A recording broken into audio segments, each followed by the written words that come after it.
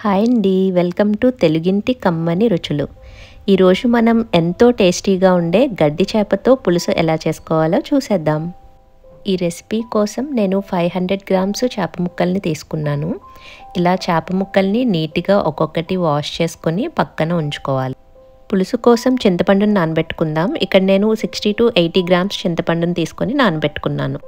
ఇప్పుడు కట్ చేసి పెట్టుకున్న 4 మీడియం సైజు ఉల్లిపాయలని మిక్సీలో బరకగా గ్రైండ్ చేసి పెట్టుకోవాలి. స్టవ్ ఆన్ చేసి కడాయి పెట్టుకొని 4 స్పూన్స్ ఆయిల్ వేసుకొని గ్రైండ్ చేసి పెట్టుకున్న ఆనియన్ పేస్ట్ వేసుకొని బాగా ఫ్రై చేసుకోవాలి.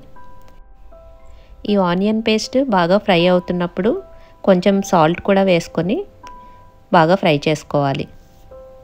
ఇలా బాగా ఫ్రై అయిన తర్వాత 1 టేబుల్ స్పూన్ అల్లం వెల్లుల్లి పేస్ట్ కూడా వేసుకొని పచ్చివాసన పోయేంత వరకు బాగా కలుపుకుంటూ ఫ్రై చేసుకోవాలి. తరువాత ఇందులో 2 టమాటోల ప్యూరీని కూడా వేసుకొని బాగా ఫ్రై చేసుకోవాలి.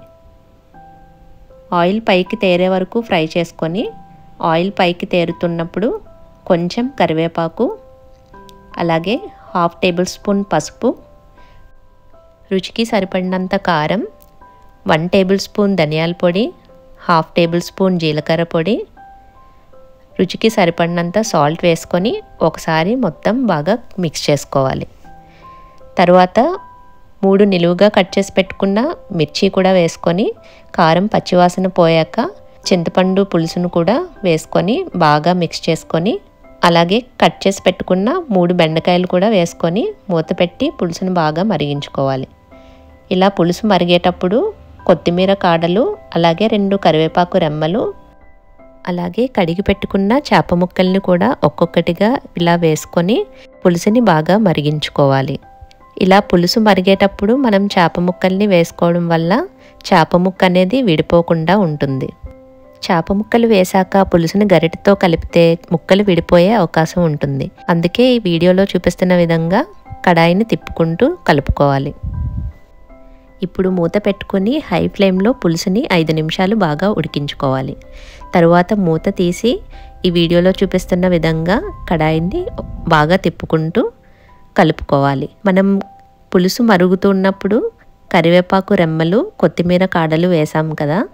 కొత్తిమీర కాడలు వేయడం వల్ల కొత్తిమీరలో ఉన్న రసం అంతా పులుసులోకి దిగి మంచి ఫ్లేవర్ వస్తుంది పులుసుకి. పులుసు ఇలా కొంచెం దగ్గర పడిన తర్వాత ఈ పులుసుకి మరింత రుచిని ఇచ్చే మసాలా పొడిని యాడ్ చేసుకుందాం.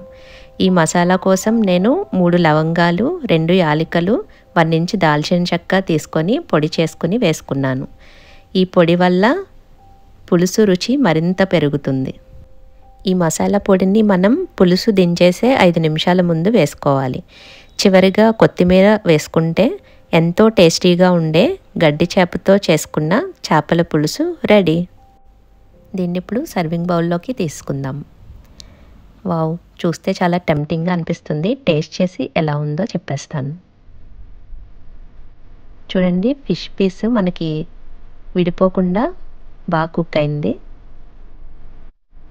ఇలా అరిటాకులో వేడి వేడి అన్నంతో అప్పుడే దించిన చేపల పులుసుని వేసుకొని అలా అలా కలుపుకుంటూ ఆ ముక్కని అన్నంతో అలా నోట్లో పెట్టుకొని టేస్ట్ చేస్తే ఉంటుంది. ఆహా, అదిరిపోయింది. మీరు కూడా ట్రై చేసేయండి మరి. Thanks for watching my recipe. Please do subscribe, like, share and comment.